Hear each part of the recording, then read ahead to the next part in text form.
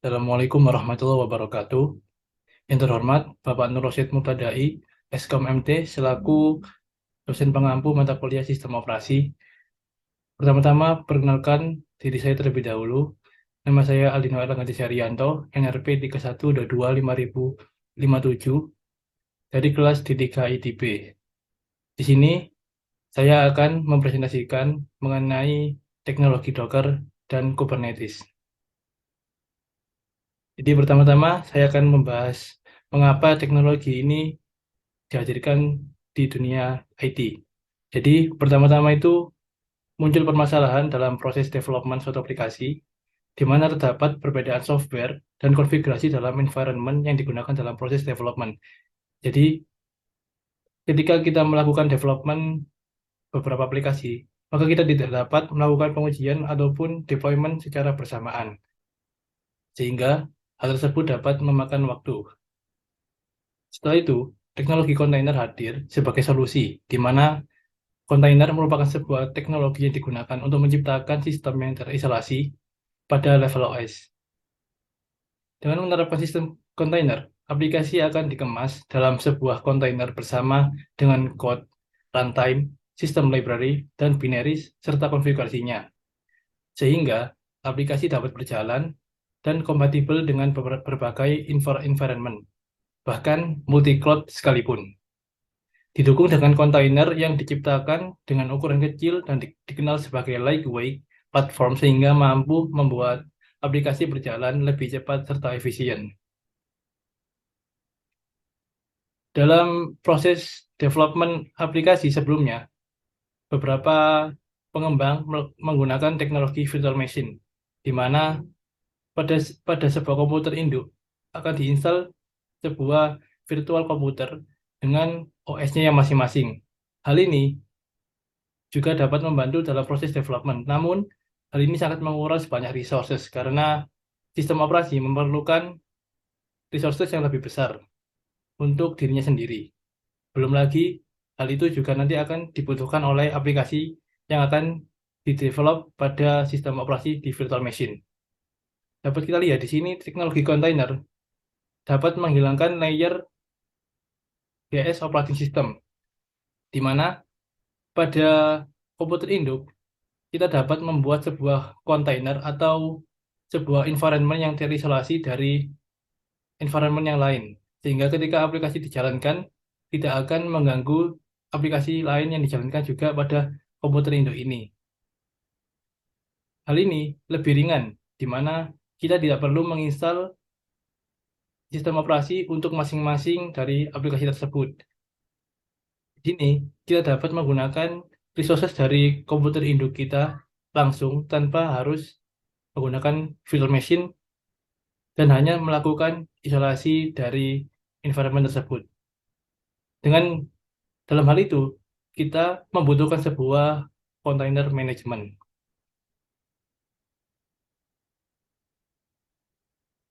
Di sini Docker hadir sebagai salah satu platform container management yang populer.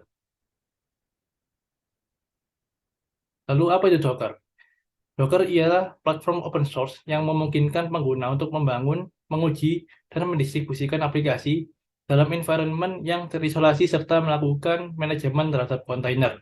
Jadi, dengan kita menggunakan Docker, kita dapat menggunakan kontainer yang sesuai dengan resource yang kita inginkan, yang dapat diskalakan secara fleksibel. Lalu, apa fungsi Docker? Di sini, Docker berfungsi dapat mempermudah pengembangan aplikasi. Di sini, Docker sangat hemat dalam hal resource dan stabil ketika dijalankan di platform manapun, mulai dari cloud hingga komputer pribadi. Fungsi yang kedua yaitu menyederhanakan konfigurasi. Di sini, Docker tidak memiliki overhead, sehingga developer ketika menjalankan aplikasi tidak perlu melakukan konfigurasi tambahan pada Docker ataupun aplikasi dari yang dikembangkan oleh developer. Berikutnya, yaitu meningkatkan resource dengan cepat. Di sini terjadi apabila aplikasi kita menerima request yang sangat banyak dan pada waktu yang sama. Sehingga Docker dapat menyediakan resource yang begitu cepat. Sehingga dapat mengurangi downtime dari aplikasi tersebut. Kemudian, bisa digunakan untuk debugging. Di sini, Docker memiliki fitur untuk melakukan debugging sehingga sangat memudahkan developer tanpa harus meninggalkan environment dari Docker itu sendiri. Baik, di sini saya akan menjelaskan mengenai arsitektur yang ada di Docker. Di sini terdapat beberapa komponen, yaitu Docker Daemon, Docker Client, Docker Desktop, Docker Registry, dan Docker Object. Pertama, di sini saya akan menjelaskan mengenai Docker Daemon. Di sini, Docker Daemon mendengarkan request dari Docker API dan melakukan konfigurasi untuk beberapa objek seperti Docker Images, Containers, dan yaitu network. Serta juga Docker Volume. Di sini, Docker Daemon dapat berkomunikasi dengan daemon yang lain dalam rangka memberikan layanan dari Docker. Kemudian, yaitu komponen Docker Client. Docker Client di sini berfungsi untuk berkomunikasi dengan Docker Daemon melalui Docker API. Di sini, Docker Client dapat berkomunikasi dengan beberapa Docker Daemon sekaligus.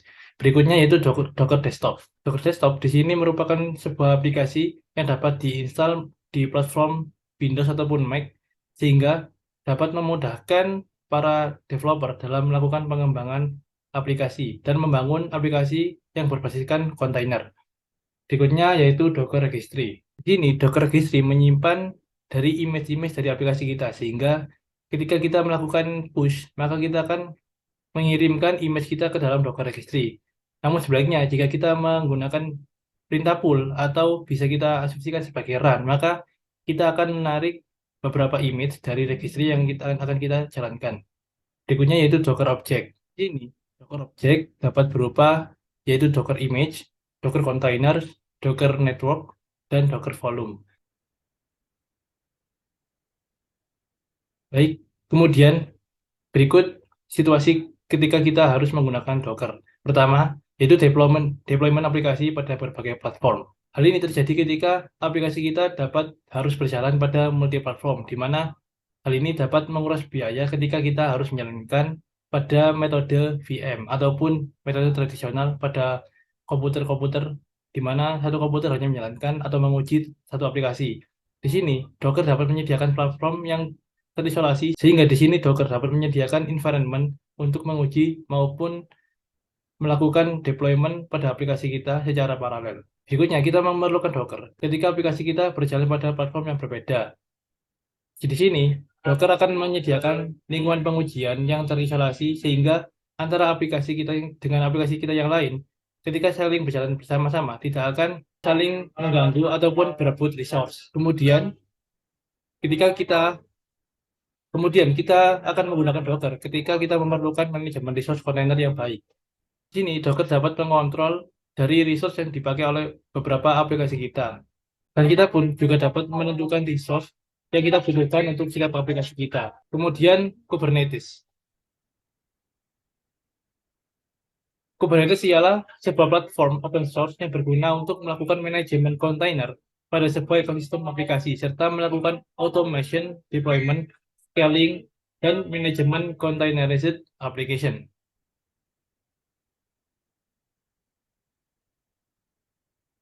Di sini, Kubernetes memiliki beberapa fungsi, yaitu melakukan auto-deploy aplikasi pada server, kemudian melakukan auto-scale dan load balancing pada resource aplikasi, kemudian mengganti dan menjadwalkan ulang kontainer yang hasil secara otomatis, dan melakukan monitoring dan logging terhadap resource maupun aplikasi yang kita jalankan pada platform Kubernetes. Berikut merupakan alur kerja dari Kubernetes. Di sini, developer sangat dimudahkan dengan beberapa fitur dari Kubernetes. Di sini, developer tinggal melakukan konfigurasi terhadap resource maupun aplikasi dengan cukup menuliskan resource pada file yang berekstensi YAML.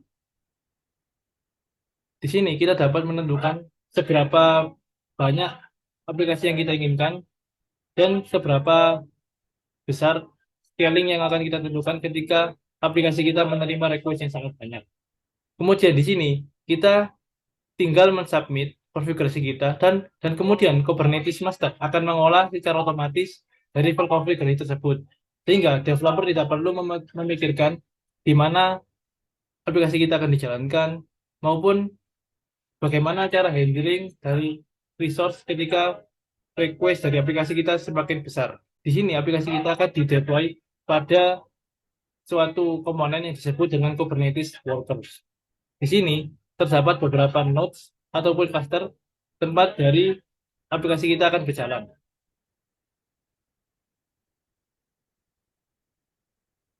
Berikut merupakan arsitektur dari Kubernetes. Di sini terdapat dua komponen general, yaitu Kubernetes Master dan Kubernetes Nodes. Pada Kubernetes Master terdapat beberapa subkomponen, yaitu Kube API Server, kemudian etcd, kemudian Kube Controller Manager,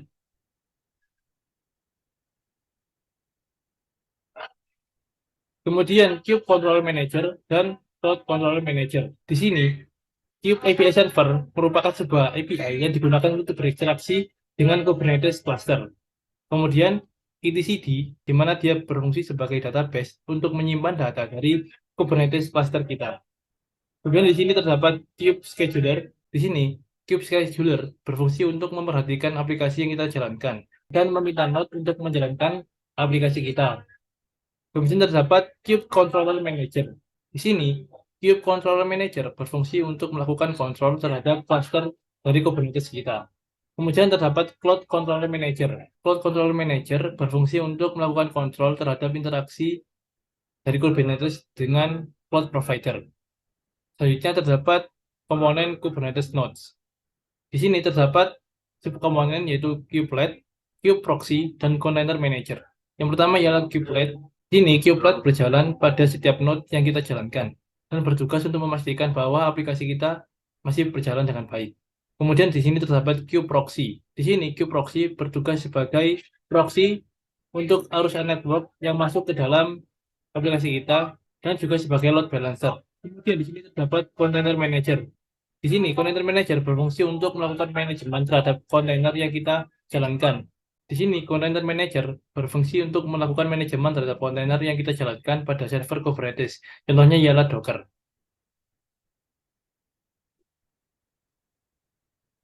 Lalu, di sini merupakan situasi ketika kapan kita harus menggunakan Kubernetes dalam development aplikasi kita. Yang pertama ialah ketika aplikasi kompleks dan berarsitektur microservice. Kemudian, aplikasi yang memerlukan fleksibilitas untuk scaling dan penyebaran aplikasi yang konsisten. Baik, sekian presentasi dari saya. Kurang lebihnya mohon maaf. Wassalamualaikum warahmatullahi wabarakatuh.